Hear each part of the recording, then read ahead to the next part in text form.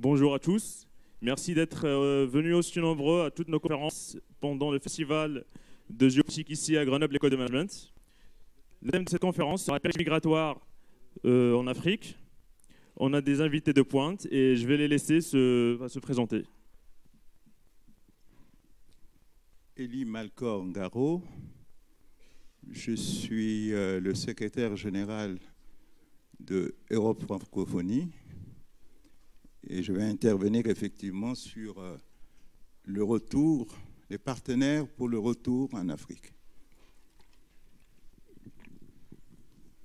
Merci à tous. Seydou Kanté, donc je suis docteur en géographie politique et géopolitique, mais aussi fondateur du site géopolitique.info, donc qui est un site dans les géopolitiques essentiellement orienté vers l'Afrique. Voilà. Bonjour, je m'appelle David Vigneron, donc je suis docteur en géographie et je suis aussi chercheur associé au GRIP, qui est un think tank spécialisé sur les questions de sécurité, basé à Bruxelles. Et moi, je vais plutôt parler des migrations internes infra-africaines. Voilà. Merci.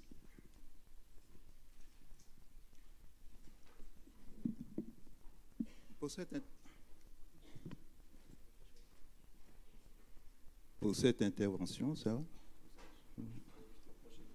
Il faut le manger.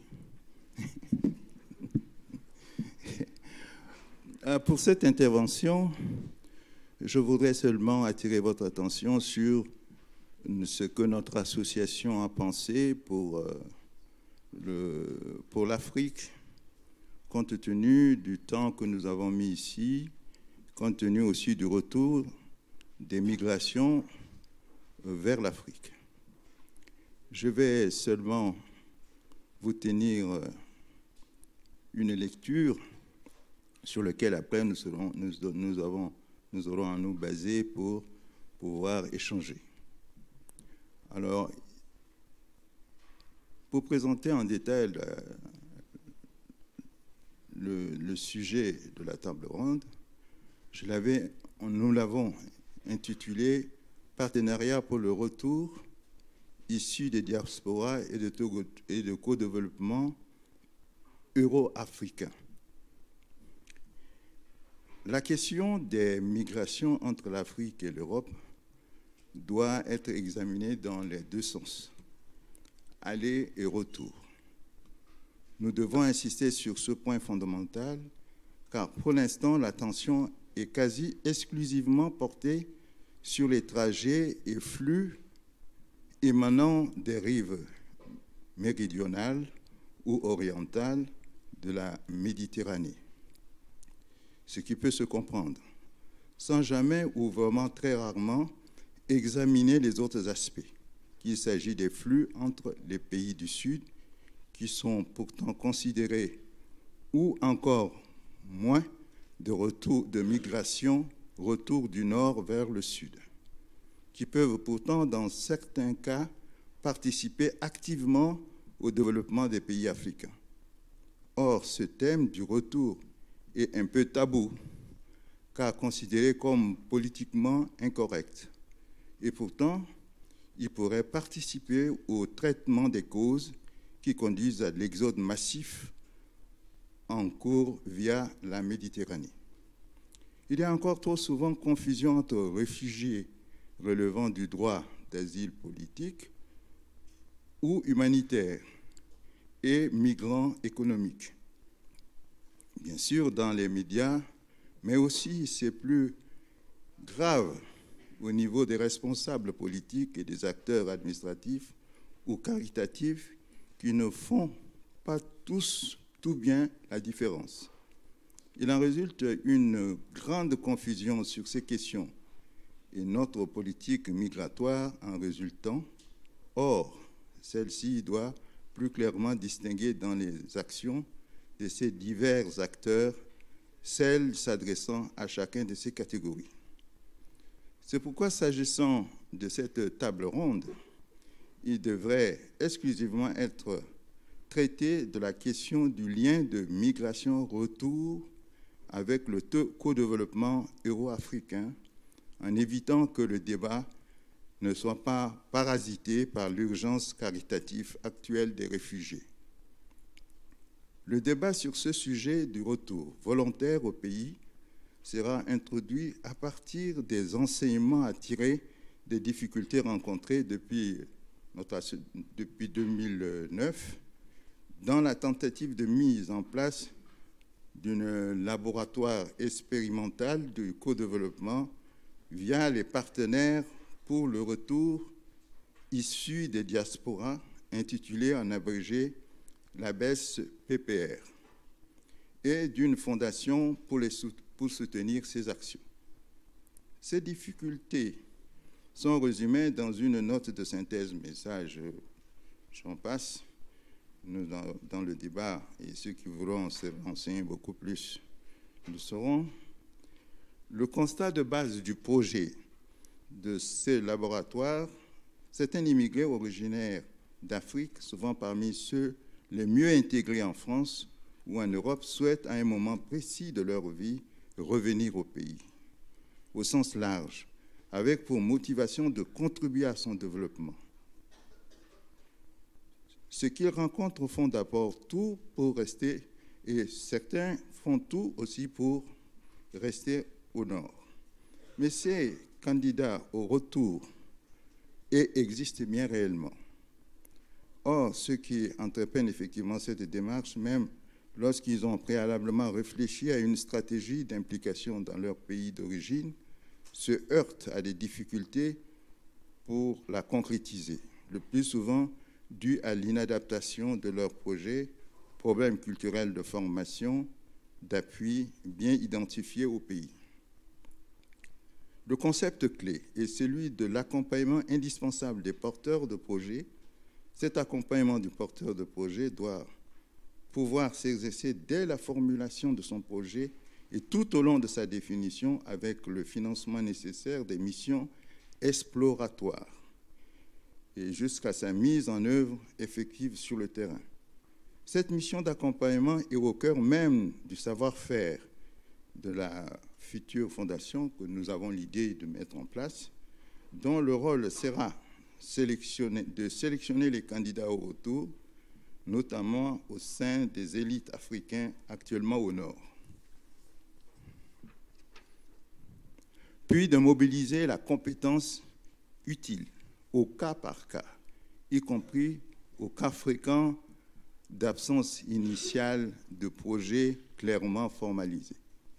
Les difficultés rencontrées, outre celles inhérentes au projet lui-même, viennent surtout des réticences des bailleurs de fonds, notamment en public, tels que l'AFD ou bien le ministère des Affaires étrangères, à s'engager dans une politique d'aide au retour par crainte liée aux problèmes de corruption rencontrés dans leurs précédentes tentatives en ce sens.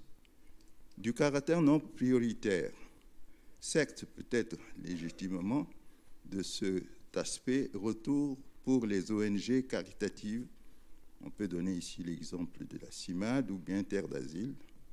Mais l'objectif de la table ronde que nous posons ici est de savoir comment établir les conditions à fixer pour l'accompagnement de partenaires pour le retour, de façon à pouvoir lever certaines craintes ou réticences des bailleurs de fonds potentiels, publics comme privés. Voilà ce que je vous donne comme suggestion pour notre réflexion. Merci, monsieur. Et sans transition, je laisse la parole à monsieur Seydou Kanté. Merci beaucoup. Je vais, pour moi, présenter le cas de l'immigration des Sénégalais à travers le monde. Je pense que d'abord, pour démarrer, il faut dire que la question de la migration internationale, même si elle peut faire l'objet d'études théoriques, est d'abord une question de fait, c'est-à-dire l'existence d'un individu qui traverse une frontière. C'est la migration internationale.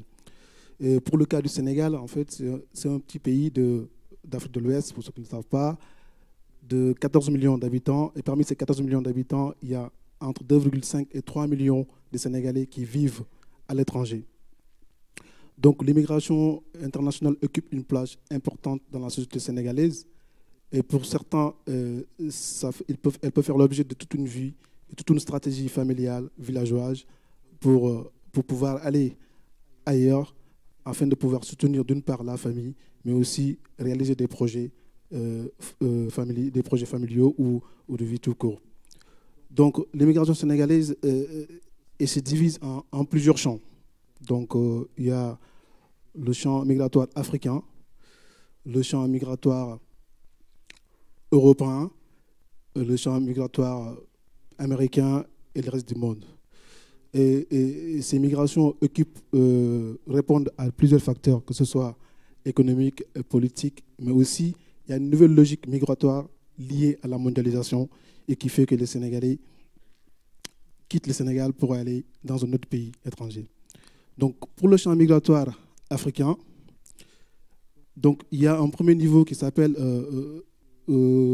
concernant les pays limitrophes. Donc le Sénégal entretient avec ses voisins qui sont 5. Au nord, vous avez la Mauritanie. Au sud, vous avez les deux Guinées, la Guinée-Bissau ou la Guinée-Conakry. À l'est, vous avez le Mali. Et à l'intérieur du Sénégal, passez-moi l'expression, il y a un tout petit pays qui s'appelle la Gambie, qui sous forme de doigt de gant à l'intérieur du Sénégal, et qui est quand même le petit Sénégal en miniature, parce que toutes les caractéristiques ethnico-linguistiques sont identiques. La seule différence entre ce petit pays et le Sénégal, c'est la langue officielle, parce qu'ils sont anglophones, et au Sénégal, on parle français comme langue officielle. Donc, le Sénégal, avec ces 5 pays, entretient des flux migratoires bilatéraux qui répondent d'abord à une logique géographique évidente, parce que quand on émigre pour aller chercher des conditions de vie ailleurs, on va d'abord à côté. Donc, ce qui explique le premier choix de ces pays. Mais il y a des raisons culturelles, ethniques, parce que c'est les mêmes caractéristiques ethno-linguistiques qu'on trouve de part et d'autre. Si nous prenons le cas de la Gambie, selon les statistiques sénégalaises, il existe au moins 110 000 Sénégalais qui vivent en Gambie. Le Mali, le nombre tourne autour de 25 à 30 000. Il y a aussi la Guinée où la part est importante. Donc, à côté de ces flux migratoires bilatéraux entre le Sénégal et ses pays voisins, il y a aussi des flux migratoires vers des pays africains beaucoup plus lointains. Donc, ces pays voisins peuvent être considérés d'abord comme des pays de transit, des pays d'accumulation de capital financier, mais aussi des pays d'acquisition d'expérience de la vie à l'étranger, afin de pouvoir rallier d'autres pays africains beaucoup plus lointains. Et parmi ces pays africains qui ne sont pas voisins avec le Sénégal, où il y a une forte communauté sénégalaise, on peut citer le cas de la Côte d'Ivoire, le cas du Gabon, les deux Congos, le Congo-Brazzaville et le Congo-Kinshasa, pour ne citer que cela. Et ces pays, le choix de ces pays n'est pas anodin, parce que après les années 60, c'est-à-dire où la plupart des pays africains sont acquis dans leur indépendance politique, sont devenus des pays souverains. Donc ces pays, comme la Côte d'Ivoire par exemple, bénéficiaient d'un certain dynamisme économique grâce à l'exploitation de matières premières agricoles pour la Côte d'Ivoire, le café cacao, qui est devenu en 1970 le premier producteur mondial de cacao, et pour le Gabon, l'exploitation de ressources forestières et minières. Donc pour revenir au cas de la Côte d'Ivoire, donc cette rente économique liée à l'exploitation du café et du cacao pousse les autorités des pays à entamer de grands travaux d'infrastructure pour ces pays, donc qui attirent des immigrés sénégalais. Donc ils émigrent à partir des années 60-70 dans ces pays, bénéficiant du boom économique, s'y installent, travaillent, mais aussi sont marchands, sont restaurateurs, sont bijoutiers, sont couturiers. Et par la suite, des réseaux s'installent. Donc les frères rejoignent, ou les épouses rejoignent les maris, ou le neveu rejoint les oncles. Donc ce pays, à côté de ces pays d'immigration, des pays limitrophes et des pays lointains, il y a aussi des espaces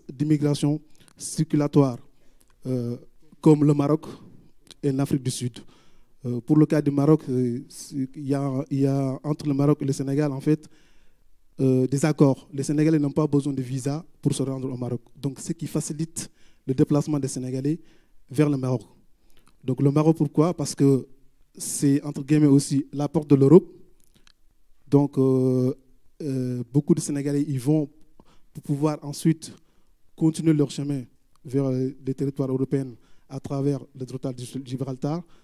On a vu pas mal à la télé tous les drames dans la Méditerranée de ces embarcations de fortune qui essayaient de rejoindre l'Europe via les territoires espagnols de Ceuta et Melilla. Et bien, parmi ces migrants figurent pas mal de Sénégalais. Donc, le Maroc est considéré comme un espace de circulation et d'accumulation d'expérience, aussi de capital, pour pouvoir rejoindre, par exemple, l'Europe. Mais parmi ces migrants irréguliers qui tentent de rejoindre, il y a aussi pas mal de Sénégalais qui sont installés de manière définitive au Maroc ou temporaire et qui travaillent et qui soit sont commerçants, soit sont professeurs, soit sont pharmaciens, ça dépend. Donc voilà. Et pour le cas de l'Afrique du Sud, depuis la fin de l'apartheid en 1991, il y a pas mal de Sénégalais aussi qui sont allés afin de pouvoir bénéficier de cet attrait de l'Afrique du Sud avec l'arrivée de Mandela au pouvoir. Ils sont installés au fur et à mesure pour pouvoir y travailler, mais aussi principalement y mener des activités commerciales. Donc le Maroc, l'Afrique du Sud, comme les autres pays africains, sont, pour la plupart des migrants sénégalais, des zones de transit et d'expérience et d'accumulation de capital pour pouvoir aller vers les pays du Nord. Ce qui m'amène au deuxième point, en fait, le champ migratoire sénégalais vers l'Europe. Donc, voilà, les pays occidentaux. Et en Europe, la France occupe une place privilégiée, ce qui est évident parce que c'est l'ancienne puissance coloniale du Sénégal, mais c'est également un pays qui entretient avec le Sénégal des liens culturels, aussi économiques et politiques. Ce qui veut que la France est devenue la première destination des Sénégalais depuis avant l'indépendance du Sénégal en 1960 jusqu'à nos jours. Mais la France, où, selon les statistiques de l'INSEE, existerait entre 110 000 et 120 000 Sénégalais, mais d'après nos recherches, on estime le nombre de Sénégalais à 200 à 250 000, ce qui est d'ailleurs moyen par rapport aux données des consulats sénégalais qui estiment le Sénégalais en France à entre 300 et 320 000. Donc il y a la difficulté aussi de quantifier le nombre de Sénégalais qui sont en France. Bien vrai que la France est le premier pays de destination en Europe des Sénégalais, mais il n'est pas le seul, parce que la France est talonnée de près par l'Italie.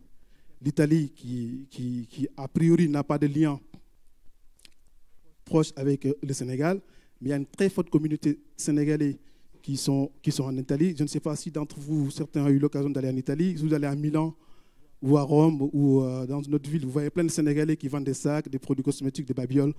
Donc, ils sont plus commerçants qu'employés en Italie. Donc, il y a une très forte communauté sénégalaise, à tel point qu'en fait, en 10 ans, ils ont dépassé le nombre des Éthiopiens et Érythréens, et alors que ces deux pays entretiennent avec l'Italie une forte des relations historiques et culturelles. Donc, pour vous dire l'importance des Sénégalais en Italie.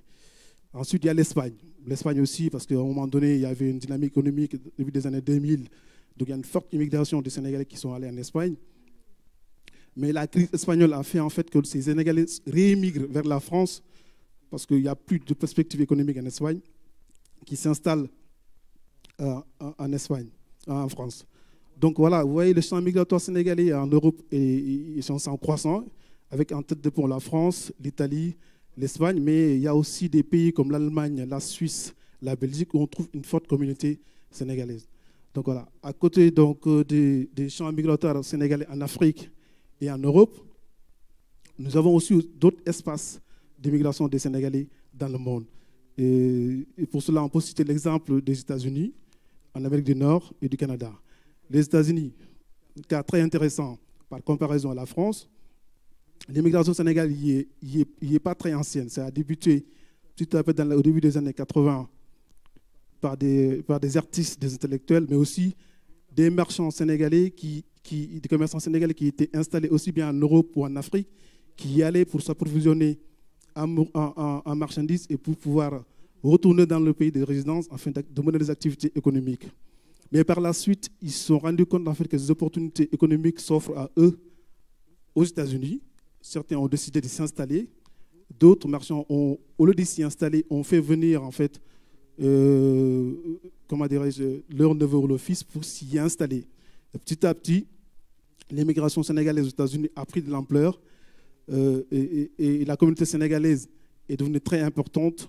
Selon le ministère des Affaires étrangères du Sénégal, on estime à 70 000 de ressortissants sénégalais aux États-Unis. Ce qui n'est pas du tout exact, parce que rien que dans l'agglomération new-yorkaise, il y a plus de 50 000 Sénégalais qui y résident, sans compter des villes comme Atlanta, Los Angeles, Baltimore, Philadelphie, un peu partout aux États-Unis. Il y a une forte communauté sénégalaise qui sont installés. Donc, a priori, il n'y a pas de lien entre le Sénégal et les États-Unis, à part si on se rappelle de la sombre histoire de l'époque négrière. Mais c'est un pays lointain, c'est un pays anglophone. Quel est cet engouement que les Sénégalais ont vers les États-Unis, à point que certains ils délaissent la France pour les États-Unis? Parce que c'est un pays attractif, c'est un pays où il y a plein d'opportunités et qui sont aussi moins contraignants sur le plan administratif, par exemple, que la France. Aux États-Unis, il y a un système fédéral. Donc, on peut, certes, par exemple, les migrants africains, aussi bien au Sénégal qu'africains, on peut être en situation, par exemple, irrégulière à l'échelle fédérale, mais être tout à fait régulier à l'échelle d'un État. C'est possible aux États-Unis. Donc, on peut résister à l'État de Maryland, avoir une pièce d'identité de l'État de Maryland, un permis de conduire, ouvrir un compte bancaire, y travailler, avoir un numéro de sécurité sociale, et prendre tout ça. Mais le seul obstacle qu'on a, c'est qu'on ne peut pas quitter les États-Unis et revenir à sa guise. Donc, on est légal sur l'échelle d'un État, mais à l'échelle fédérale, on est en situation régulière. Donc, du moment où les migrants, que ce soit africains, européens ou américains, se tiennent à carreau ou qui ne commettent pas de délits ou de crimes qui relèvent de la justice fédérale, ils peuvent vivre tranquillement aux États-Unis. Y acheter des maisons, y travailler. C'est ça aussi, ce sont ces facteurs-là qui attirent les migrants africains aux États-Unis. Et parmi les migrants africains, il y a une très forte communauté sénégalaise et qui joue un rôle important dans l'immigration sénégalaise et qui sont aussi des acteurs géopolitiques, ce qui m'amène aussi au dernier point, ça en fait la migration sénégalaise comme étant des acteurs géopolitiques aussi bien internes qu'externes. Externes, vous vous souvenez, je ne sais pas, en 2003, quand George Bush est allé au Sénégal, la France, il y a eu des bruits, non, pourquoi la France, pourquoi le Sénégal, entre guillemets, c'est le précaré français. Pourquoi? Parce que, certes, le Sénégal a une position géographique, géostratégique intéressante, parce que c'est la porte de l'Afrique, entre guillemets, mais aussi parce qu'il y a une forte communauté sénégalaise aux États-Unis qui sont dynamiques. Et contrairement à la France, pour plus de 80% sont des chefs d'entreprise, ils travaillent à leur propre compte, ils sont commerçants, ils sont artistes, et avec beaucoup de la part importante de femmes, et qui sont aussi chefs d'entreprise, qui travaillent, qui ont des salons de coiffure ou de culture dans des villes à forte communauté afro-américaine, et que les hommes, en général, s'installent dans des villes touristiques et ils mettent des activités économiques. Donc, cette dynamique économique, mais aussi culturelle, par le biais d'une communauté qu'on appelle les Mourides, qui est une confrérie religieuse au Sénégal, où il y a une part importante de Mourides aux États-Unis, qui participent à la vie culturelle de leur état de résidence ou de leur vie de résidence. Par exemple, tout le dernier samedi du mois de juillet, il y a ce qu'on appelle le Cheikh Amadou Bambadé, c'est-à-dire qu'en fait, une journée qui célèbre le retour de l'exil du fondateur de cette confrérie, Cheikh Amadou Bamba, qui est mort en 1927, où tous les mourides des différents États des États-Unis, du Canada, ou voire même de l'Europe, y vont. C'est la plus grande rencontre mouride à l'étranger, où des artères entières de la ville de New York sont bouclées, et où on organise une marche de 2-3 km qui est filmée et couverte par beaucoup de chaînes télévision américaines, et que des marabouts, des dignitaires de cette confrérie sont même devenus des citoyens d'honneur des villes comme New York, comme Washington, pour montrer l'importance de cette communauté-là et qui véhiculent aussi une autre forme d'immigration et qui sont ensuite des ambassadeurs du Sénégal. Et ce qui explique en partie aussi la visite de Bush en 2003 au Sénégal et d'Obama en janvier 2015. Ça faut pour montrer qu'en fait, la diaspora aussi est un acteur de géopolitique externe pour le Sénégal. Voilà. Et à côté des États-Unis, on a le Canada. Le Canada, c'est une immigration plutôt d'élite, si je peux m'exprimer ainsi, parce qu'il y a une politique d'attirance du Canada des immigrés hautement diplômés. Donc, il y a pas mal de Sénégalais qui sont en France ici. Et après le master ou le doctorat, ils ont du mal professionnellement à s'insérer. Bon, ils entament la procédure d'immigration vers le Canada de manière légale. Ça prend un an et demi. Ils obtiennent le visa, ils partent au Canada. En fonction de leur formation qu'ils ont obtenue en France, ils sont encadrés, orientés vers cette activité. Ils travaillent et au bout de 2 ans, ils deviennent citoyens canadiens. Donc la France les forme, le Canada fait l'économie de leur formation et les exploite, entre guillemets, le temps qu'ils travaillent et qu'ils peuvent acquérir une activité, une expérience professionnelle pour pouvoir un jour retourner au Sénégal, servir le pays. Donc voilà, en gros, ce que je voulais dire par rapport au champ migratoire des Sénégalais à travers le monde. Si le temps nous permet, on parlera des facteurs de cette immigration, à côté des facteurs économiques classiques qui est la pauvreté, mais aussi l'envie d'ailleurs. Il y a aussi des nouveaux facteurs liés à la mondialisation qui apparaissent. Donc, on émigre, certes, pour améliorer les conditions, on émigre aussi parce que la mondialisation le permet. Parce que des accords régionaux comme l'Union européenne ou les États-Unis donnent des avantages à des gens d'émigrer. Donc voilà, en gros, ce que je voulais dire sur le champ migratoire sénégalais à travers le monde. Je vous remercie. Merci, Monsieur Conté, pour votre intervention. Et je laisse Monsieur Vigneron enchaîner avec la sienne. Bonjour, vous m'entendez?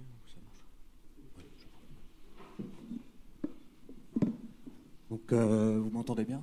C'est bon?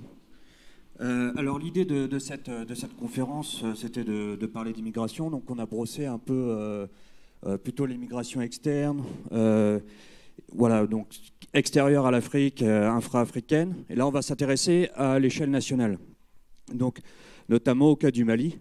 Donc, moi, je me suis intéressé à la recomposition en fait, des migrations internes suite à la crise malienne. Donc l'idée de cet exposé, en fait, c'était de revenir au départ sur le début de la crise malienne. Bon, beaucoup de conférences y ont fait référence. Bon, peut-être y revenir succinctement en 2 points. En fait, premier point, on a eu une sécession unilatérale du Nord, donc ce qui a causé, disons, l'indépendance informelle du Nord Mali et un putsch militaire donc, qui a déstabilisé les institutions. Alors, ces événements sont produits en 15 jours, hein, donc ont été très, très proches dans le temps et ont déstabilisé de manière très forte en fait, le pays. Hein. Donc, ce qui se passe, c'est que depuis, donc, les institutions étaient partiellement restaurées, donc, notamment par l'organisation d'élections générales, donc je pense aux élections législatives et présidentielles en 2013, et aussi par la signature de l'accord d'Alger qui était considéré comme étant un accord de paix en fait, entre les belligérants de l'époque, notamment les rebelles et les partis pro-gouvernementaux. Donc malgré cela, en fait, les améliorations du cadre humanitaire en fait, tardent à venir. Donc, en 2016, aujourd'hui, à l'heure actuelle, la situation reste complexe et on est dans un processus de sortie de crise, mais la difficulté reste à pacifier le Nord et à mettre en place des processus de développement pour pérenniser les activités économiques au sein de l'espace du Nord Mali. Donc, l'hypothèse générale en fait, de cette présentation, c'était de savoir, en dépit d'un contexte de sortie de crise, en fait, beaucoup de personnes déplacées. Donc, les personnes déplacées, c'est l'objet en fait, de cet exposé, l'objet principal de cet exposé, ne projette pas encore de regagner le Nord Mali. Donc petite définition pour les étudiants qui sont dans la salle. On parle ici de mobilité sous contrainte ou alors de migration forcée. Et en fait, ces migrations donc, surviennent dans un contexte de crise aiguë et se caractérisent par une rupture en fait, dans le fonctionnement de la société. Donc c'est une définition d'une célèbre géographe qui s'appelle Véronique Lassailly-Jacob et donc qui s'est intéressée à cette question. Donc aussi, autre point, le territoire malien est un espace migratoire par essence. Je reviendrai sur ce point pour d'autres petites définitions. Voilà, mais c'est important, je pense, de revenir là-dessus. Donc les deux questions que l'on se pose, c'est comment la crise a-t-elle reconfiguré ces migrations internes et quelle est la réponse apportée par les autorités compétentes. Notamment, dans la fin de cet exposé, je reviendrai sur un exemple qui est assez illustratif en fait, de l'incapacité des autorités de répondre à un besoin humanitaire. Donc le plan, en fait, on va suivre les migrants, on va suivre les personnes qui se déplacent, on va les suivre ensuite après dans leur maison où ils se sont installés et après essayer de voir comment s'effectue leur retour. Donc sur les aspects méthodologiques, on distingue donc notre objet, les personnes déplacées internes, PDI ou IDPS en anglais. Donc les personnes déplacées internes, ce sont souvent des personnes qui se déplacent de manière volontaire, avec une assistance humanitaire qui est faible, et en général, ils se déplacent sur leur propre denier. Les réfugiés, ce sont des personnes qui vivent en dehors du pays, donc qui sont partis alors, de manière volontaire ou prises en charge par des organismes internationaux, mais qui se déplacent en dehors du pays. Donc le choix de l'analyse se portera donc, sur les personnes déplacées. Alors j'ai utilisé pour ce faire donc, des enquêtes personnelles, donc des entretiens semi-directifs, et l'utilisation d'une base de données sociologique faite par l'organisme d'immigration internationale. Et c'était une donnée très intéressante parce qu'en fait, elle recensait toutes les personnes déplacées donc, qui ont été enregistrées donc, sur les points de contrôle, et on a beaucoup de données dont vous allez voir les indicateurs par la suite qui sont très intéressantes. Donc le pas de temps de l'analyse, on va dire, c'est du début de la crise jusqu'à aujourd'hui, 2012-2016. Donc le premier point, donc, là on revient aussi encore sur quelques définitions. Donc les types de migration usuelles que l'on comptabilise, en fait, les principaux facteurs qui peuvent expliquer une migration sont les facteurs économiques, environnementaux, familiaux. Donc voilà, et on distingue aussi les migrations saisonnières. Donc migrations saisonnières, en général, ce sont des mouvements de courte distance sur des laps de temps courts. Et les migrations permanentes sont de plus longs trajets sur des distances beaucoup plus longues. Voilà, sur les définitions. Et donc là, on revient en fait sur l'espace migratoire malien. Et en fait, qu'est-ce qui structure l'espace migratoire malien? C'est l'économie, principalement. On a des réseaux marchands qui existent et qui structurent et qui maillent le territoire malien en conséquence, et qui structurent en fait les déplacements du système migratoire. Et ce système migratoire s'arc-boute en fait principalement sur le facteur économique. Bien sûr, il y a d'autres facteurs, mais c'est le principal point qui peut occasionner un déplacement. Donc la crise a impacté ces interrelations et a reconfiguré le système migratoire. On va le voir donc, par le biais de nos déplacements. Donc essentiellement du Nord-Mali. Alors le Nord-Mali, alors 2 régions sont à notifier qui correspondent à des points de départ. La région de Tombouctou, donc, qui est sur votre gauche, et la zone aussi de Gao, donc on va dire le long du fleuve. Et sur cette carte, en fait, on voit les principaux points de déplacement. Donc on a en vert, les flèches vertes correspondent aux réfugiés, donc les personnes qui se sont réfugiées à l'extérieur, et les flèches violettes, violettes, donc ça, ce sont les personnes déplacées internes. Alors qu'est-ce qu'on peut retenir de cette carte? Les principaux pays récepteurs correspondent au Niger, Burkina et Mauritanie. Le principal camp de réfugiés maliens qui est encore à l'heure actuelle installé en Mauritanie est Mbera, qui se situe, vous avez une petite tente entre la frontière malienne et mauritanienne qui correspond au camp, donc lui, qui compte encore 70 000 réfugiés. Pour l'heure actuelle, c'est le plus grand. Donc, bon, le cas de Mbera reste un cas insoluble à l'heure actuelle. Bon. Alors si on revient en fait, sur le cas du Mali, en fait, plus les régions sont lointaines du Nord Mali, moins il y a de personnes déplacées internes. L'arrivée des personnes déplacées internes correspond à Bamako, la capitale, qui se situe au sud-ouest du pays. On verra sur une autre carte comment ces déplacements s'effectuent. Sur ce graphique, on a l'évolution des déplacements forcés en fait, au début de la crise, enfin, en septembre 2012, au milieu et jusqu'à aujourd'hui. Ce graphique peut être critiqué parce qu'en jaune, en fait, on a une courbe, la courbe des réfugiés, qui est très stable. Ce qui souligne en fait la difficulté de travailler sur ce type de données. Ce que soulignait mon collègue tout à l'heure, c'est vrai qu'il est difficile aussi pour les organismes spécialisés de la prise en charge, enfin en tout cas dans la prise en charge de ces personnes, c'est difficile de pouvoir évaluer. En fait, cette courbe, je pense qu'elle correspond au nombre de réfugiés qui sont encore à l'extérieur du pays. Et donc, chiffre qui n'a pas évolué depuis, selon les recensements. Par contre, les deux autres courbes qui correspondent donc au déplacement des personnes déplacées internes et le total, la courbe verte, correspond à l'addition en fait, entre le nombre de réfugiés et les effectifs des personnes déplacées internes. On a deux courbes qui sont conjointes. Et encore, le souci des chiffres, pour ce graphique, le pic de la crise aurait eu lieu en juin 2013, donc 4 mois après l'intervention Serval.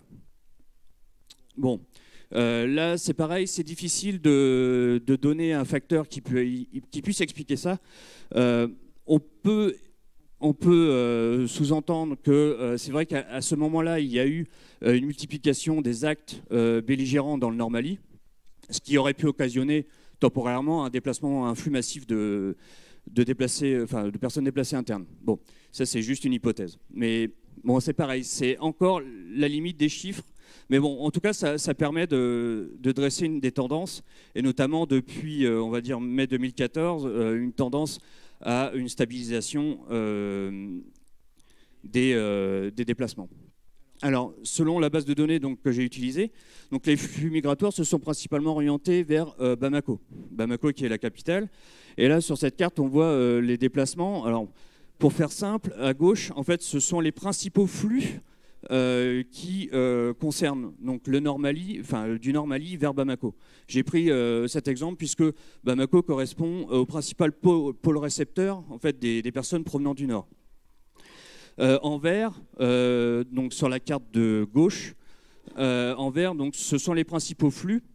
Le jaune, les flux moyens, et là, en rose, oui, sont les flux moins importants. Après, j'ai pris les flux moins importants pour les caractériser. Donc, on est à l'échelle communale.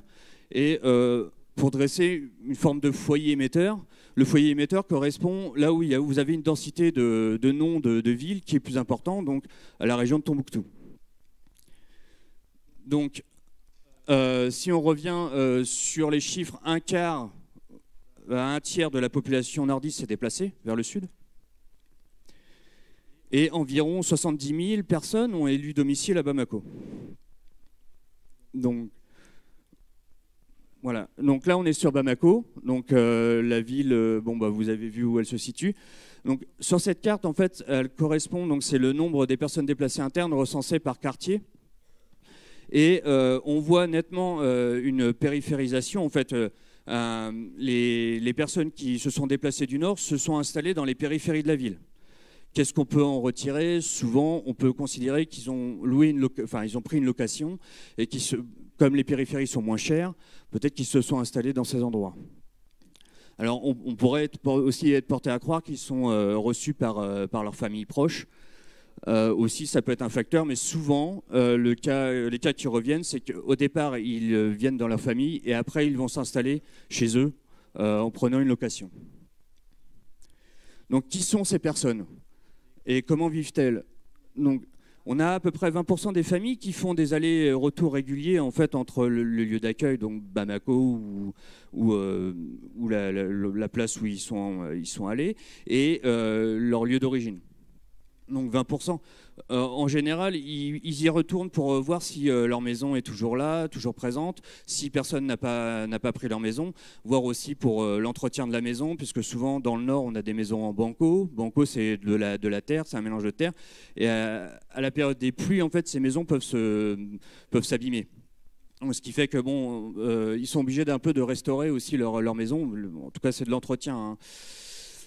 Après, la taille moyenne des ménages était de 7 individus. Donc là, on considère que ce sont la famille, le noyau dur de la famille, et les familles élargies qui se sont déplacées. Bon, on a 51% de femmes et 49% d'hommes. Bon, en général, ça correspond aussi au chiffre de la population mondiale. Donc là, bon, ce ne sont pas forcément des chiffres très explicites. Alors, aussi, chiffre explicite, c'est seulement 20% des personnes déplacées internes ont bénéficié d'une assistance humanitaire. Donc les 80% restants, en fait, se sont débrouillés par eux-mêmes ou ont bénéficié de l'entraide familiale ou de leur entourage. Donc la pyramide des âges maintenant des PDI. Alors cette pyramide des âges correspond est étroitement liée en fait à la structure pyramidale de la population malienne. Beaucoup de jeunes, donc qui sont en bas. Et à peu près, on va dire, autant de femmes que d'hommes. Donc on parlait tout à l'heure de 49 contre 51%. Et puis après, plus on monte dans les âges, moins il y a de personnes. Donc c'est vrai qu'on n'est pas sur le modèle de la feuille morte, enfin de la pyramide des âges de la feuille, qui correspond plus à la démographie européenne. Mais là, on est sur une pyramide des âges qui est relative en fait à celle de la population. Donc maintenant, les freins au retour. Alors sur ce graphique, en fait, ce qui est intéressant, c'est de dénoter les retours, enfin de mettre en corrélation les retours avec la situation sécuritaire dans le Nord Mali. On voit que au indice 2013, donc 1er octobre 2013, j'ai laissé les dates exactes puisqu'elles correspondent à des jours de pointage. Donc qu'est-ce qui se passe en octobre 2013? On a eu des élections à l'été 2013 et beaucoup de personnes sont rentrées chez eux suite à ça. Après, il y a une régression très forte au niveau des chiffres. Bon, c'est pareil, peut-être une détérioration aussi. Bon, beaucoup de personnes ont été optimistes après les élections pour un retour à l'ordre civil, on va dire à une stabilité plus importante, mais bon, ce qui ne fut pas le cas, donc peut-être ce qui peut expliquer cette chute. Et au 1er avril 2014, on arrive à une nouvelle augmentation, un nouveau pic. Alors là, on parle plutôt des événements de mai 2014 à Kidal, où le Premier ministre s'est rendu à Kidal et a... Bon, disons, il y a été contre l'avis des personnes qui détenaient la ville. Et bon, il y a eu une prise d'otage. Bon, c'est un événement qui a quand même beaucoup marqué les Maliens, ce qui a pu entraîner aussi une chute, enfin une augmentation, enfin oui, une chute. Et après, dernier point, donc on est au 1er décembre 2014. Donc, autre pic. Donc là, on est en pleine négociation des accords d'Alger à partir de juillet 2014. Et qu'est-ce qui s'est passé à ce moment-là dans le Nord Mali? Il y a eu une multiplication des actes belligérants, notamment des milices qui se disputaient le territoire du Nord Mali, donc des milices pro-gouvernementales et des milices rebelles qui se disputaient le territoire et peut-être des querelles territoriales pour... en plein pour parler, pour dominer l'autre, en fait. Hein. Peut-être, bon, c'est à mettre en corrélation. Voilà, et donc après, une phase de stabilisation. Donc la majorité des déplacés internes continuent d'exprimer leur désir de rentrer. L'absence des services sociaux donc, est le principal facteur aussi motivant la décision de retourner dans le Nord. Et donc là, on va s'intéresser à la réponse des autorités à travers l'exemple de ce qu'on a appelé des missions d'encadrement du retour des déplacés. Donc 2 missions qui ont été effectuées organisées par le ministère des Affaires sociales et humanitaires, donc en octobre et décembre 2013. Vous allez voir des petites photos. En fait, qu'est-ce qui s'est passé? On a loué des bus, donc vous avez la photo au milieu, et on a loué un bateau qui s'appelle le Cancan Moussa pour organiser donc, les modes de transport des retours. Alors, qu'est-ce qui s'est passé? En fait, on va juste revenir sur les difficultés rencontrées lors de ces rapatriements organisés. Donc, ces rapatriements aussi ont été faits avec la coopération norvégienne. Donc, le bateau que vous voyez en bas à gauche était surchargé. Donc, il y avait Il y avait 305 places au départ. Bon, il y a eu 656 personnes enregistrées à la place. Il y a eu aussi l'insuffisance des denrées alimentaires lors du trajet. Il faut savoir que le trajet a quand même duré quasiment 10 jours en bateau. Donc les personnes vivaient entassées. Et vous voyez sur la photo la plus en bas à droite, là c'est le petit déjeuner qu'on leur offre. Donc une promiscuité entre les personnes qui est très forte. Donc, ce qui a pu entraîner aussi des mouvements de mécontentement et de désobéissance. On a un cas à Tombouctou qui a été souligné où là, des personnes ont totalement refusé en fait, de descendre du bateau alors qu'ils étaient arrivés à destination, mais pour démontrer leur mécontentement. Donc ça a duré, ils ont dû parler au moins une dizaine d'heures avec les organisateurs du rapatriement et les autorités locales avec les représentants en fait, des personnes déplacées internes. Donc, bon, voilà. Et donc, ce qui se passe encore à l'heure actuelle, donc, les autorités n'encouragent pas le retour en fait, dans le Nord en raison de la situation sécuritaire encore. Donc là, je parle de janvier 2016. Hein. Donc, pour conclure, on a eu une déstabilisation du système migratoire interne. L'insécurité n'est pas le seul facteur de déplacement. Ce qu'il faut savoir, c'est que l'insécurité, c'est un peu la goutte d'eau qui a fait déborder le vase migratoire. En fait, une accumulation de facteurs, notamment environnementaux, économiques, un appauvrissement aussi des populations suite à la crise, a pu occasionner aussi ou expliquer en fait ces départs massifs. Et aussi, on a des nouvelles formes de mobilité qui ont vu le jour. Bon, tout à l'heure, je parlais des migrations, on va dire, d'aller-retour pour vérifier le lieu d'habitation. Mais aussi, ce qui est très important, c'est la réactualisation des relations d'alliance matrimoniale. Le maintien, en fait, de la relation avec la famille restée au Nord. C'est extrêmement important. Et c'est ce qui structure aussi les relations sociales dans ces sociétés. Et les départs aussi ne sont pas seulement conditionnés en fait, par la situation sécuritaire, mais les retours en dépendent grandement. En fait, c'est un peu cet écart qui est intéressant, c'est que la situation sécuritaire n'explique pas forcément en fait, les départs. On le voit avec l'opération Barkhane, le pic qu'il y a eu en juin 2013.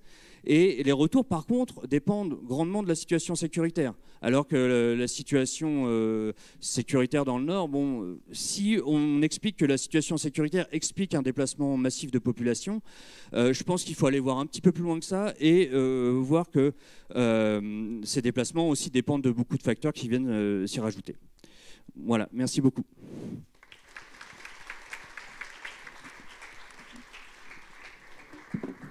Maintenant, on va passer aux questions du public. Des micros vont circuler dans la salle. Vous n'aurez qu'à lever la main et il y aura quelqu'un du staff pour... voilà.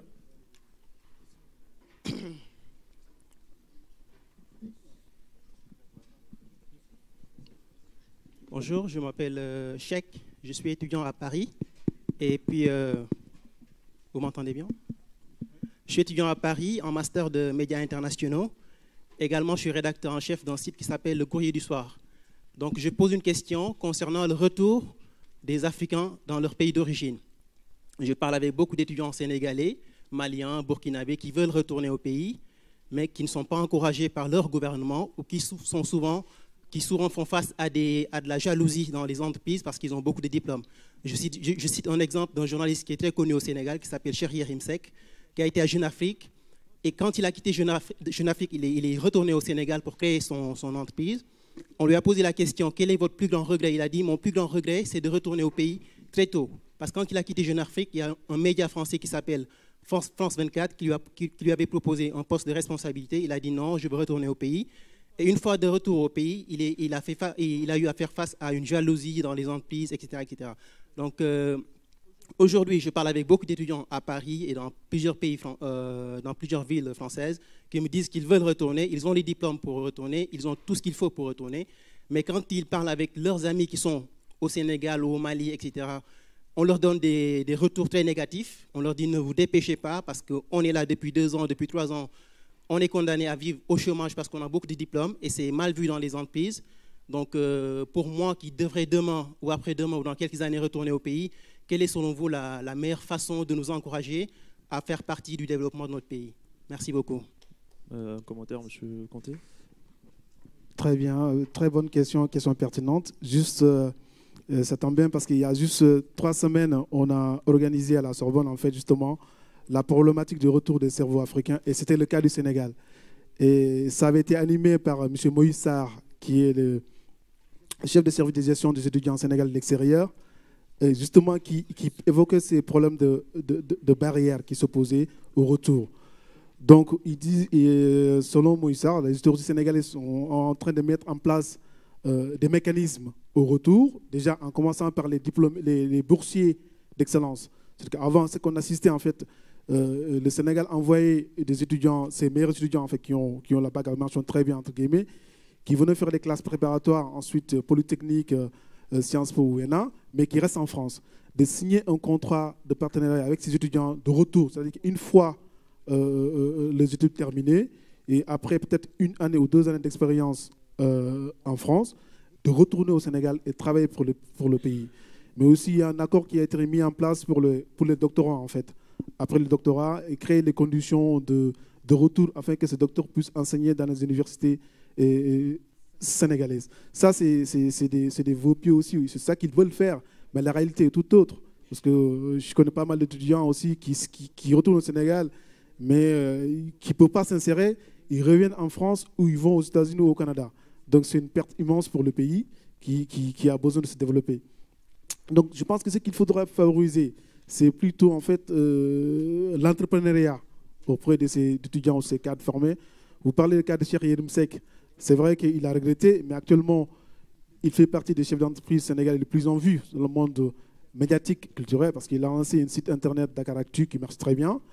Et il est dans l'audiovisuel avec une série, Un café avec, qui cartonne au Sénégal, une série télévisuelle et qui cartonne. Et cette série est en train d'être adaptée pour être diffusée en France ou en Europe. Ce qui veut dire qu'il voilà, n'a pas réussi à s'insérer pour travailler dans le public, mais dans le privé, il a réussi. C'est ça aussi le côté, en fait. Favoriser en fait, que le retour, mais pas seulement pour travailler dans l'administration et tout, mais créer des conditions en fait, que ces étudiants ou ces cadres sénégalais qui sont formés puissent créer des entreprises pour le Sénégal, créer des emplois, créer de la richesse aussi. Je pense qu'il faut insister plus sur ce volet-là parce que l'État n'a pas les moyens, c'est un pays pauvre.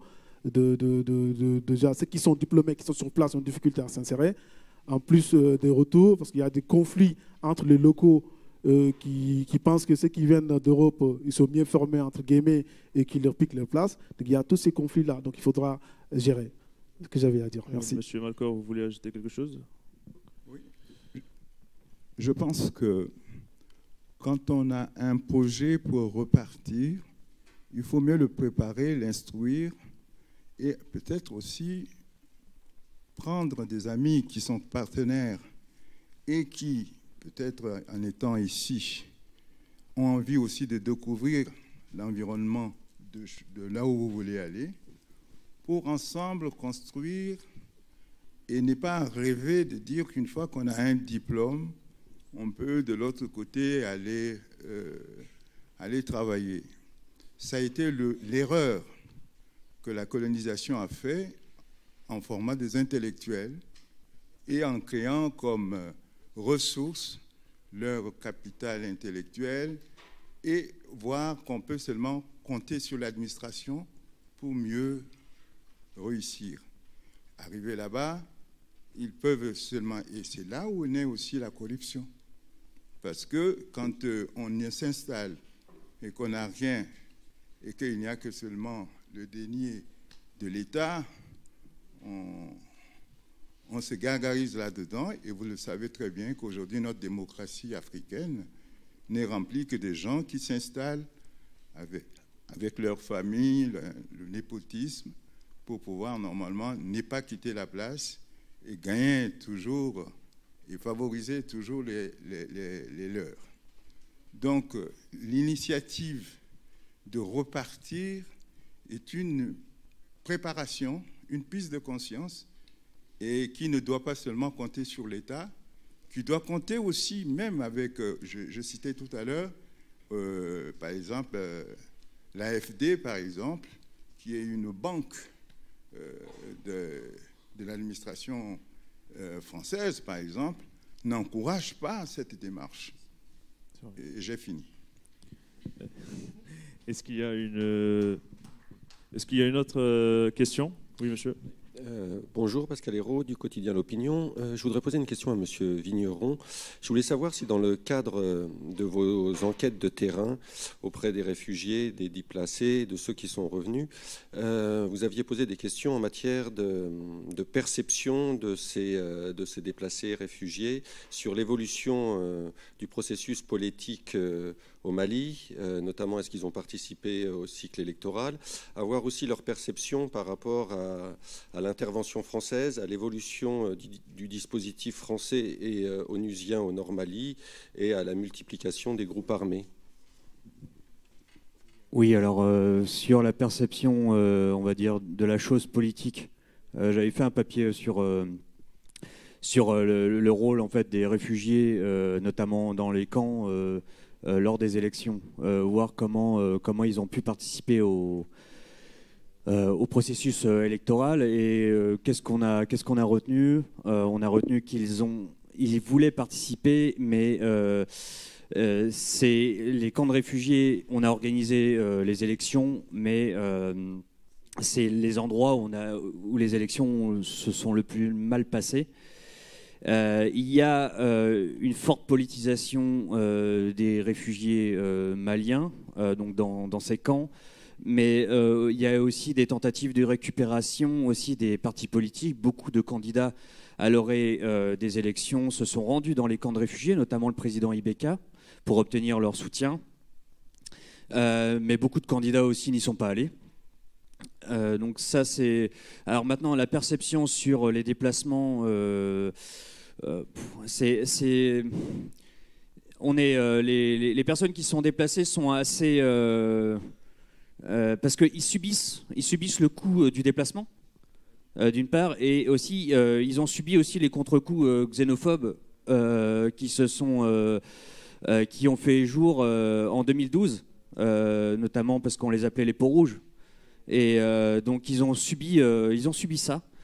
Mais souvent, ils n'en gardent pas une mauvaise image. Enfin, ils sont pas. Disons que c'est une société qui accepte tout le monde, et enfin malgré des divergences. Mais ce que je veux dire, c'est qu'ils n'en gardent pas. Ils sont pas amers. Ils sont pas amers par rapport à ce qui s'est passé. Alors maintenant, pour ce qui est de l'intervention Serval. L'intervention Serval, c'est assez compliqué. Il y a eu, c'est vrai qu'il y a eu des résultats qu'on souligne. Malheureusement, le travail, on va dire le service après-vente, n'a pas été fait jusqu'au bout, je pense. On a fait en sorte de mettre la pression sur les autorités maliennes pour organiser un processus de sortie de crise rapide. Ça veut dire peut-être qu'on avait prévu dans les un an et demi après la crise, de faire en sorte que le pays puisse retrouver des institutions stables et retrouver une stabilité. Notamment par les accords d'Alger et puis par l'organisation des présidentielles. Mais on a vu qu'après les élections présidentielles, la situation en Nord-Mali était exsangue. Elle l'est toujours. Je ne crois pas qu'il y ait eu d'évolution plausible au jour d'aujourd'hui. Il y a le Nord-Mali, on va dire, il y a moins d'actes terroristes recensés à l'heure actuelle dans le Nord-Mali, mais il y a quand même un appauvrissement, une paupérisation aussi de la population avec 3 ou 4 ans de conflit. Bon, voilà, dans les faits, l'intervention Serval était une bonne chose, puisque c'est vrai qu'il y avait péril en la demeure, mais le service après-vente n'a pas été suivi d'un processus sur le long terme. Il n'y a pas eu d'idée. Bon, c'est vrai que la France n'a pas non plus les moyens de mener plusieurs guerres sur plusieurs fronts dans le monde. Bon, même si on le fait, voilà. Merci. Merci à vous. Il y a une autre question, monsieur? Merci, c'est Momoulou Yayaba. Je suis auditeur au CDS de Dakar. En fait, je voulais d'abord féliciter M. Kanté sur votre bel exposé. Bon, j'ai 2 préoccupations, dont l'une a été prise en charge par Cheikh. J'aimerais parler un peu, vous nous parlez un peu des stratégies du gouvernement sénégalais ou bien des politiques mises en place pour le retour, pour faciliter le retour des Sénégalais, mais pour cette fois-ci, pas les intellectuels, mais pour les modou-modou, ceux qui viennent en Europe chercher du travail et autres. Est-ce qu'il y a un cadre réel qui est mis en place par le gouvernement sénégalais pour faciliter le retour? Bon, l'autre question, c'était lié par rapport à l'impact socio-économique de ces migrants sénégalais sur l'économie sénégalaise. Merci bien. Monsieur Conté. Merci pour ces deux pertinentes questions. Concernant le retour des modou-modou, bon, pour ceux qui ne savent pas, le modou-modou, en fait, c'est des migrants sénégalais qui sont en Europe et qui ont plus été formés à l'école coranique plutôt qu'à l'école publique française, et qui sont marchands, et qui employés, et qui travaillent, qui envoient de l'argent. On les voit au niveau des Champs-Élysées ou à la Tour Eiffel. Je ne suis pas un représentant du gouvernement sénégalais, mais d'après ce que j'ai appris de Moïse Sarr lors de cet exposé, il disait même pour ces gens de type d'immigrants, vu que c'est dans la plupart du temps des entrepreneurs qui travaillent pour leur propre compte, c'est essayer avec les chambres de commerce et d'industrie de leur ville ou de leur région d'origine, voir comment mettre en place des partenariats entre ces modou-modou et leur ville d'origine, afin qu'ils puissent investir dans les activités commerciales ou créer des petites entreprises commerciales sur place. Bon, ce qu'il a dit, quoi. Donc, à part ça, je n'ai pas aussi d'informations particulières. Concernant l'impact socio-économique de ces migrants, il est fondamental parce que le transfert d'argent des Sénégalais qui sont dans la diaspora vers le Sénégal est supérieur à l'aide publique au développement. Donc, en 2015, les Sénégalais ils ont envoyé 1,752 millions de dollars. C'est énorme. Donc, à peu près, ce qui équivaut à 40 $ par personne. Ce qu'on fait le compte, c'est plus d'1 milliard 500 000 euros. Voilà l'impact économique que ces transferts apportent au Sénégal. Et ces migrants se substituent dans beaucoup de régions, comme ma région d'origine qui est Tambacounda, en fait, aux autorités publiques. Les écoles sont construites par les migrants, les dispensaires sont construits par les migrants, des ambulances médicalisées sont envoyées par des migrants, des pistes rurales sont construites par des migrants, et parfois même dans certains locaux, ils payent les enseignants pour l'école.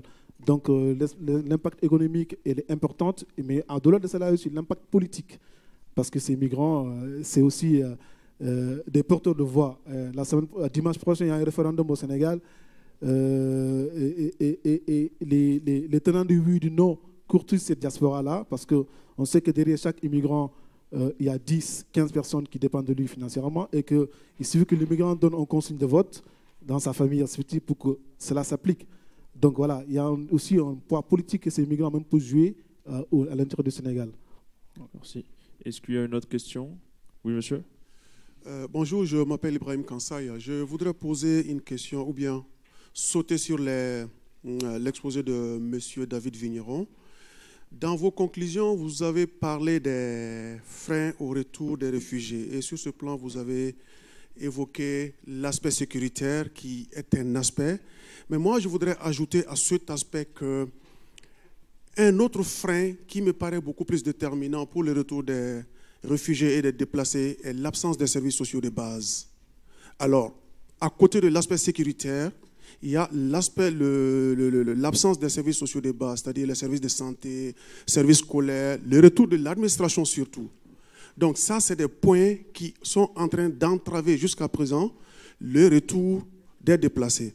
Mais par contre, ce qui me paraît un peu contradictoire avec tous les efforts que le gouvernement malien est en train de fournir, si vous dites que le gouvernement n'encourage pas les retours des réfugiés, ça me paraît en contradiction flagrante avec tous les efforts qui sont entrepris. Parce qu'avec nos partenaires, nous sommes en train de développer plein de projets, la sécurisation de tous les sites qui doivent recevoir les personnes déplacées, l'installation des services sociaux de base. Récemment, le gouvernement a procédé à la nomination des représentants de l'administration dans différentes régions administratives nouvellement créées, la représentation des services sociaux de base, les retours de l'école, ainsi de suite, ainsi de suite. À mon avis, tout ça, c'est des efforts qui doivent contribuer à faciliter le retour des déplacés et des réfugiés. Donc ça me paraît contradictoire avec vos propos. Le dernier point, c'est... Un commentaire, M. Vigneron. Ouais, le dernier point, c'est l'évolution de la situation politique, comme l'avait posé un monsieur ici, je crois. C'est vous, hein? Je crois que dans la mise en œuvre de l'accord actuellement, s'il y a un aspect qui a vraiment évolué, ça c'est l'aspect politique, l'aspect institutionnel. Ça, c'est deux aspects qui ont vraiment très sérieusement évolué. Ce qui reste peut-être un peu à la traîne, c'est l'aspect sécuritaire, avec tout ce qu'il y a comme cantonnement, désarmement, démobilisation des anciens combattants, réintégration, ainsi de suite. Donc, c'était un peu cette contribution que je voudrais faire. Merci. M. Vigneron. Pour ce qui est de la contradiction, alors les services sociaux, hein, j'en parle, hein, et dans mes entretiens, ça a été le principal point soulevé, hein, que j'ai eu, enfin, en tout cas que les témoins m'ont rapporté. En fait, ce qui se passe, c'est que certes, il y a une contradiction entre, disons, la situation sécuritaire et l'absence de services sociaux. Mais ce qu'il faut savoir, c'est qu'on s'inscrit dans une crise qui est extrêmement complexe, que même les observateurs extérieurs ou même les Maliens n'ont pas compris. Pour panser les plaies de ce qui s'est passé, parce que c'est un conflit latent, hein, qui, bon, moi, on peut pas dire à quel moment ça a commencé, mais moi, de mon expérience, j'ai vu la situation se détériorer d'année en année, hein. J'ai commencé en 2007. Depuis 2007, j'ai vu la détérioration des conditions de vie. Et aussi, à l'approche des élections de 2012, la querelle de pouvoir qu'il y avait entre les hommes politiques eux-mêmes, mais au sein aussi de toutes les administrations, l'armée également. Donc, il faut penser les plaies de ce processus. Ça va être très long, hein. Je ne sais pas combien de temps ça va prendre. Bon, maintenant, on s'inscrit dans un processus de sortie de crise. On s'inscrit maintenant, les Maliens, on va dire, ont repris le relais donc justement dans la mise en place du processus on va dire, de retour des déplacés ou même du développement du Nord. La question du développement du Nord est posée maintenant. Mais on fait poser que la question pour l'instant. Les choses se mettent en place, mais les choses vont se mettre en place très doucement. Voilà.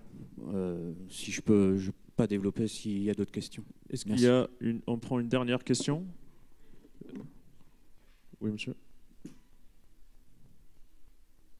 Ça marche, ça marche.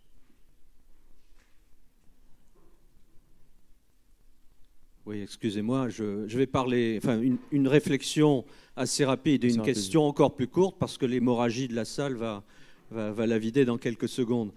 Une réflexion pour M. Vigneron, quand vous parlez du service après-vente de Serval, ne pas oublier que Serval était là pour évidemment sécuriser le pays et permettre la tenue d'élections pour avoir un nouveau pouvoir à Bamako, afin de pouvoir déclencher toutes les interventions financières internationales sans lesquelles le malheureux Mali n'aurait pas pu redémarrer, faiblement, mais redémarrer quand même. Donc ça, c'est un des effets de Serval, un effet financier. Les grandes institutions internationales ont pu apporter l'argent nécessaire au redressement. Et puis ma question, qui pourrait entraîner une réponse ou des réponses extrêmement courtes, messieurs, notamment les débatteurs africains, pensez-vous sincèrement que les États africains aient vraiment envie de voir revenir cette diaspora éduquée en Afrique? Je vous laisse répondre, monsieur, mais en quelques mots. Donc, je commence par monsieur Kanté. Je pense qu'ils ont tout intérêt à faire venir cette diaspora, même si c'est des États faibles économiquement parlant qui n'ont pas les moyens de supporter.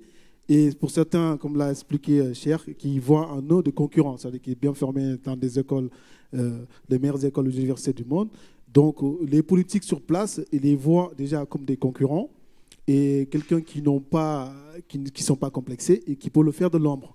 Donc il y a cela. Mais ce qu'il faut actuellement, je pense qu'il faut faire en sorte qu'on passe du brain drain au brain gain. C'est-à-dire en fait que ces migrants soient aussi bénéfiques aussi bien pour cette diaspora, mais aussi bien pour le pays de résidence de diaspora, mais aussi pour le pays de retour.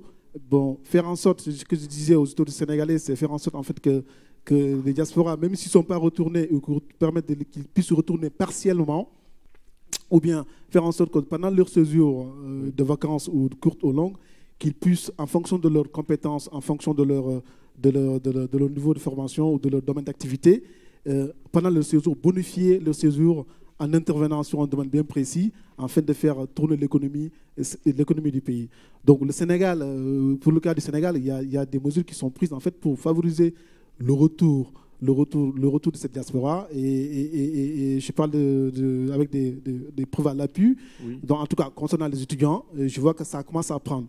Donc voilà, on va voir comment ça va finir dans le long terme, mais pour l'instant, ça commence. On passe à M. Vigneron.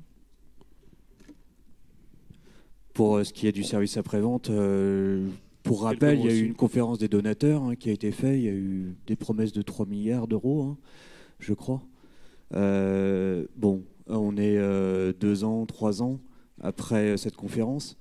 3 milliards d'euros, avec ça, on peut quand même, je pense, reconstruire un pays. Bon, malheureusement, on ne voit pas les résultats sur le terrain. On est dans un processus long, je pense, dans le temps humain. Et pour sortir de la crise, il faudra du temps. Et je pense que c'est le temps le meilleur ami de cette sortie de crise. Un dernier commentaire, Monsieur Malcor, et rapidement. Moi, je pense qu'il faut prendre conscience de l'état dans lequel nous nous trouvons. On ne peut pas intervenir militairement parce qu'il y a une crise, mais il faudrait aussi construire un domaine d'échange économique, faire de telle sorte que l'Afrique ne soit pas seulement le lieu où il y a les guerres, où il y a tout cela, mais on sait bien que l'Afrique aujourd'hui est un pays riche. Et ce pays riche-là, on ne va pas seulement aller pour prendre les choses et puis n'est pas exploiter la compétence des Africains qui sont ici et les conseiller et même les accompagner pour qu'à un moment donné, il y ait un échange réel, positif. Je vous remercie. Cette table ronde touche à sa fin. Je tiens à remercier nos intervenants, M. Malcor, M. Conté, M. Vigneron. Je remercie le public d'être aussi réactif et très présent. Et on se tient rendez-vous dans les prochaines tables rondes, conférences et ateliers. Merci à vous. Au revoir.